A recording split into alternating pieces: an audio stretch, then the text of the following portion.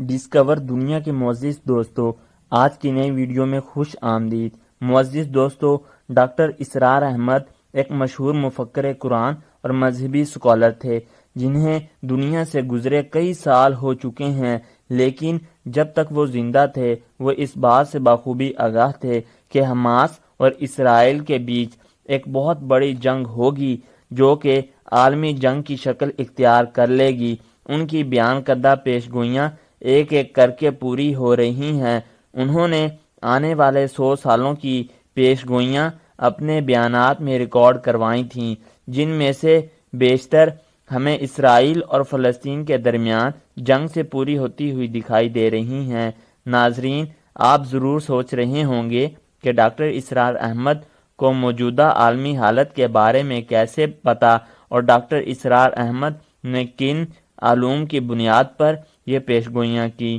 اور ان میں سے کون سی پیش گوئیاں پوری ہو چکی ہیں۔ تو آئیے جانتے ہیں اس ویڈیو کے اندر۔ تو معزز دوستو، اسرائیل اور فلسطین کے درمیان ہونے والی جنگ کے بارے میں ڈاکٹر اسرار احمد کے کہنے کے مطابق یہ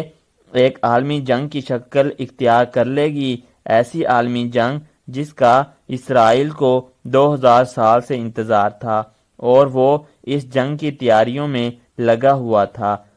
اس نے اس جنگ کے پیش نظر خود کو ترقی یافتہ اور خود کفیل بنانے کی کوشش کی ہے اور وہ ان کوششوں میں کامیاب بھی ہو چکا ہے۔ یہ جنگ حق اور باطل کی آخری جنگ ہوگی جس کا ذکر مسلمانوں کی صحیح احادیث،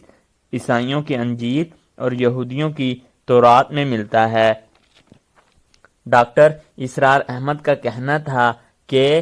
حرم جادون یعنی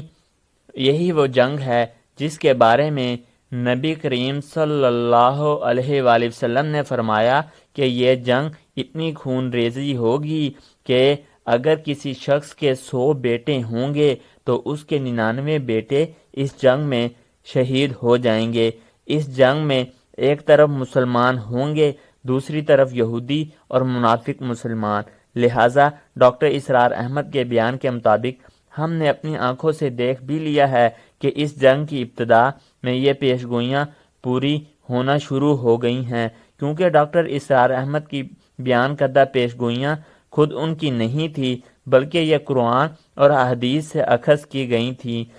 جو کہ قیامت تک کے لیے اٹل ہیں۔ ڈاکٹر اسرار احمد کا یہ بھی کہنا تھا کہ اس جنگ کے پیش نظر اسرائیل بیت المقدس کو شہید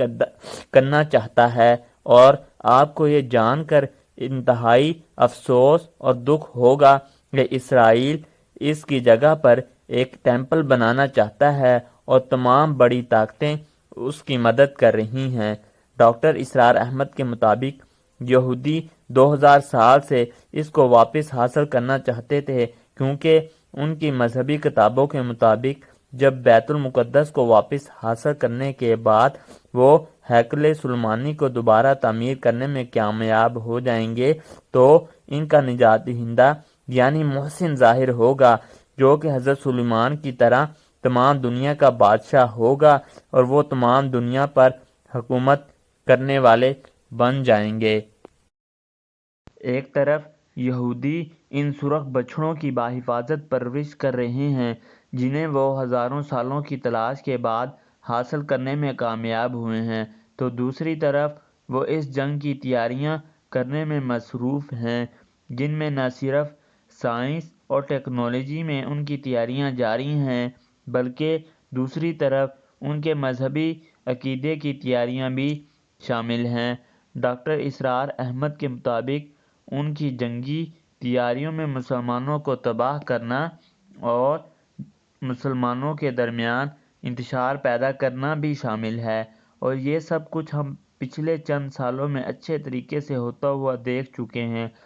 ہیں۔ ڈاکٹر اسرار احمد کہتے تھے کہ وہ اس جنگ کی تیاریوں میں اس جنگ کے بارے میں کی جانے والی حدیث نبوی کی پیش گوئی کو سامنے ضرور رکھیں گے۔ اسی پیش گوئی کے پس منظر میں ہم نے دیکھا کہ یہودی اونچے پہاڑوں پر گرکر کے درخت بڑی تعداد میں لگاتے ہوئے دکھائی دیے ہیں۔ حدیث نبوی کے مطابق گرکر کا ہی وہ درخت ہوگا جو یہودیوں کو پناہ دے گا۔ ہم نے ڈاکٹر اسرار احمد کی اس جنگ کی ابتدا میں کی جانے والی پیش گوئیوں کو تو پورا ہوتے ہوئے دیکھ لیا ہے۔ اب ہم بات کریں گے ڈاکٹر اسرار احمد کی دوسری پیش گوئی کے بارے میں، جو کہ بیت المقدس کو شہید کرنے اور اس جگہ تھرڈ ٹیمپل کو بنانے کے بارے میں تھی۔ تو معزز دوستو، ہم نے ماضی میں دیکھا ہے کہ انہوں نے تابوت سکینہ اور جادوئی کتابوں کی تلاش کے لیے بیت المقدس کی تمام بنیادوں کو کھود ڈالا تھا، اور اب بھی وہ اپنے مقصد کے لیے بیت المقدس کو شہید کر سکتے ہیں اور اسے نقصان پہنچانے کے لیے کوئی بھی بڑی سے بڑی خطرناک حرکت کر سکتے ہیں، چاہے وہ ایک خود ساختہ زلزلے کے ذریعے ہو یا کسی جنگ کے ذریعے ہو۔ یہ تو اب آنے والا وقت ہی صحیح بتائے گا۔ معزز دوستو، اگر آپ کو یہ ویڈیو اچھی لگی ہو تو ویڈیو کو لائک کریں، چینل کو سبسکرائب کریں۔ ملتے ہیں اگلی ویڈیو میں اسی طرح کے نئے ٹاپک کے ساتھ۔ اس وقت تک کے لیے اجازت دیجیے۔